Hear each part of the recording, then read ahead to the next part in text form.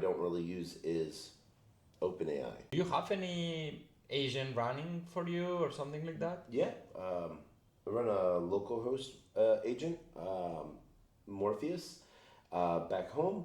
I run a couple nodes and clients, but you know, personally, right, I use Venice, Grok, Claude, Notion's AI, GitHub's AI.